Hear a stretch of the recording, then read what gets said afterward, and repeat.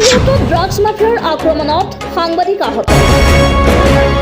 বাতৰি সংগ্ৰহ কৰিবলৈ যোৱা সাংবাদিকক আক্ৰমণ ড্ৰাগছ মাফিয়াৰ। ৰূপহীয়াতৰ বৰতলত নাজিমুদ্দিনৰ ঘৰত ৰূপহীয়াত আৰক্ষীয়ে চলাইছিল ড্ৰাগছ বিৰোধী অভিযান। অভিযানত উদ্ধাৰ হৈছিল বৃহৎ পৰিমাণৰ নিচাজাতীয় কফ চিৰাপসহ ড্ৰাগছ ভৰ্তি 8টাকৈ কণ্টেইনাৰ। উক্ত খবৰৰ ভিত্তিত 3গৰাকী সাংবাদিক উপস্থিত হৈছিল বাতৰি সংগ্ৰহ কৰিবলৈ। ড্ৰাগছ মাফিয়াই আক্ৰমণৰ লক্ষ্য কৰি লয় আৰু সাংবাদিকক প্ৰহাৰ কৰি ভাঙি পেলালে মোবাইল ফোন। ঘটনা সন্দৰ্ভত ইতিমধ্যে ৰূপহীয়াত আৰক্ষীয়ে আটক কৰে পুৰুষ মহিলাসহ 4জনকৈ লোকক। ধৃত আটকাধীন লোককেইজন নাজিমুদ্দিন, আবুল হুছেইন, নাৰ্গিছ খাতুন, ৱাহিদা খাতুন। সাংবাদিক আক্ৰমণৰ ঘটনাক নিন্দা জনাই সাংবাদিক মহলৰ লগতে বিভিন্ন দল সংগঠনে।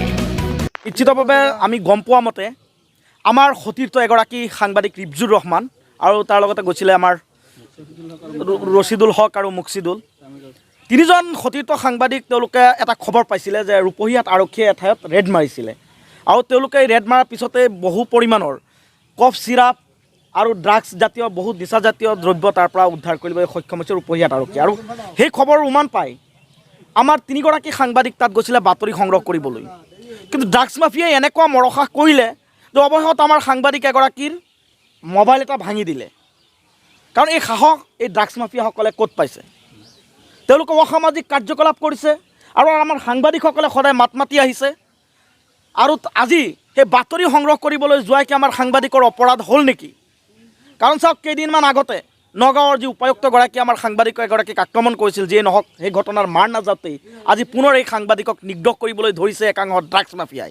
আৰু আমি সেই সংক্ৰান্তত আমি যি ড্ৰাগছ মাফিয়া আছে বা সমাজৰ মাজত চলি থকা যি ধৰণৰ অসামাজিক কাৰ্যকলাপ আছে, সেই কাৰ্যকলাপৰ বিৰুদ্ধে আমি আৰক্ষীৰ পিছে পিছে আমি যুঁজ দি আছোঁ। আৰু আগন্তুক দিনতো এইবিলাক ড্ৰাগছ মাফিয়াৰ ৰঙা চকুক আমি ভয় নকৰোঁ। এই ড্ৰাগছ মাফিয়াসকলক আমি তেওঁলোকৰ বিৰুদ্ধে অভিযান চলাবলৈ আমি সাজু আছোঁ।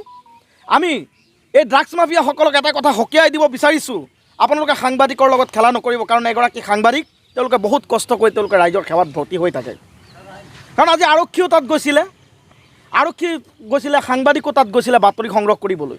এনেকুৱা কি অপৰাধ আছিল যে আমাৰ এগৰাকী সতীৰ্থ সাংবাদিকক প্ৰহাৰ কৰাৰ লগতে মোবাইলখন ভাঙি দিছে?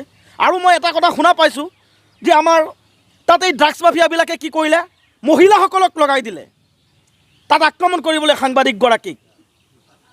এইগৰাকী নতুন কৌশল আৰম্ভ হৈছে নেকি? কিন্তু আমি ড্ৰাগছ মাফিয়াসকলক পুনৰবাৰ সকীয়াই দিছোঁ, আপোনালোকে সাৱধান হওক আৰু এই অসামাজিক কাৰ্যকলাপৰ পৰা বিৰত থাকক। আৰক্ষীক আমি এতিয়া আহ্বান মানে কি, যিগৰাকী আমাৰ ৰূপহীয়াত আৰক্ষী থানাৰ ভাৰপ্ৰাপ্ত বিষয়া ডাঙৰীয়া বুলাৰাম তেৰাং ডাঙৰীয়া, তেখেতক আমি শলাগ যাচিছোঁ। যিহেতু এইখিনি ঘটনা হোৱাৰ পিছতেই তেওঁলোকে সেই ঘৰখনৰ পৰা 4জনকৈ লোকক ইতিমধ্যে আক্ৰমণ কৰা যি লোক আছিলে, অভিযুক্ত আছিলে, তেওঁলোকক গ্ৰেপ্তাৰ কৰিছে। সেইকাৰণে আমি যি আৰক্ষী বিষয়াগৰাকীৰ যি এনে প্ৰচেষ্টাক আমি নিশ্চয়কৈ যি সাংবাদিকসকলৰ তৰফৰ পৰা শলাগ ল'ব লাগিব। আৰু আমি এইটোৱে দাবী জনাম বা আৰক্ষী লোকসকল বা প্ৰশাসনক, যিসমূহ অসামাজিক কাৰ্যকলাপসমূহ আছে আমাৰ সমাজত চলি থকা, সেই অসামাজিক কাৰ্যকলাপসমূহ তেওঁলোকে অতি আগ্ৰহেৰে তেওঁলোকে অসামাজিক কাৰ্যকলাপবিলাক বন্ধ কৰিব লাগে। আৰু যি আমাৰ সাংবাদিকক আক্ৰমণ কৰাৰ লক্ষ্য কৰি লোৱা যিগৰাকী ড্ৰাগছ মাফিয়া লিকু বিক্ৰেতা, এই যি অবৈধ ব্যৱসায় চলি তেওঁলোকে যি ধনগত ৰাখিলা হিচাপে বাছি লৈছে আৰু সেইটোক তেওঁলোকে মহিলাসকলক ব্যৱহাৰ কৰিবলৈ বিচাৰিছে। যিগৰাকী মহিলাক আমি মাতৃ হিচাপে সন্মান দিওঁ, তেওঁলোক সদায় মাতৃৰ সন্মানযোগ্য।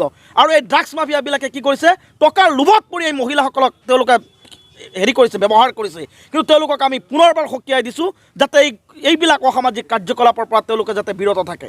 ধন্যবাদ।